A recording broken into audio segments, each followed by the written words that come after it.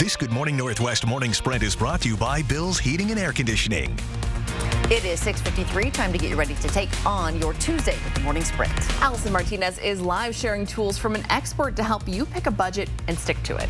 It is primary day in Michigan. Sydney Charles has details on why voters are expected to protest against President Biden. But first, we'll have a winter weather advisory in place tonight. Let's get right over to Mark's forecast.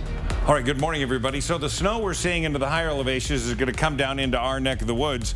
Stevens Pass is packed with snow. Snoqualmie Pass is chains only unless you have all-wheel drive. 4th of July Pass looks great, but Lookout Pass is snow-packed and icy as you're heading into Montana.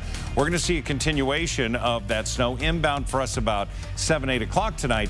But this morning, the wind chill, it's cold out there. Make sure you're dressed appropriately. Our high today is just going to be 36 degrees.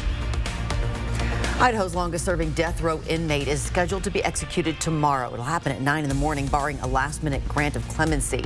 73-year-old serial killer Thomas Eugene Creech was first convicted of murder in 1974 and has been on death row since 1983. He was convicted of killing 5 people in 3 different states. In his latest appeal, Creech claimed he has been rehabilitated. A former prison nurse, former prosecutor, prison guards, and even the judge who sentenced Creech to death all filed declarations backing his request for clemency, but it was denied in January.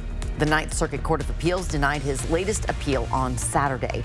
We will have live coverage of this case from Boise beginning tonight on 4 News Now at 5 and 6, and tomorrow morning on Good Morning Northwest. As we first told you last week, FEMA home inspectors are working in the areas of the Gray and Oregon Road fires to help with recovery efforts. For people who have applied for help, FEMA may call you to schedule an appointment, and it may be from an out-of-state, unknown, or restricted phone number. To make sure you're not being scammed, a FEMA investigator will always carry an official photo ID. They'll already have your 9-digit registration number, and they'll never ask you for money. Republicans and Democrats in Michigan are voting to choose their candidate today. President Biden and Donald Trump are expected to win, but there are concerns in the Democratic Party about a protest vote against Biden. Now, this all ties back to the war in Gaza, where the health ministry there says nearly 30,000 people have been killed. The president is expected to face backlash from some Democratic voters for his early unconditional support of Israel in its war against Hamas. Protesters have said they're voting uncommitted, which is seen as an act of protest against the president. The November presidential election is on, and many people have concerns over election security. A viewer reached out to ask us why Washington voters are required to check which party they prefer on the outside envelope for the primary election in March. The elections office tells us that is just how Washington counts the presidential primary. This primary is mainly for the political parties themselves.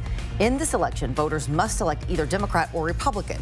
Anyone who does not mark a party won't have their ballot counted. We will be sure to keep you informed to make sure you are prepared to vote. Check it out both on air and online on KXLY.com.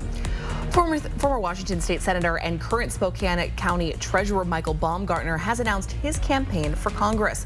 Baumgartner wants to fill the seat vacated by Kathy McMorris Rogers. He joins a field that already includes Spokane City Councilman Jonathan Bingle and State Representative Jacqueline Maycomber, along with other Republicans. Several Democrats have also joined the race. The last Democrat to hold the 5th district seat was Tom Foley, who became Speaker of the House before losing his seat in 1994.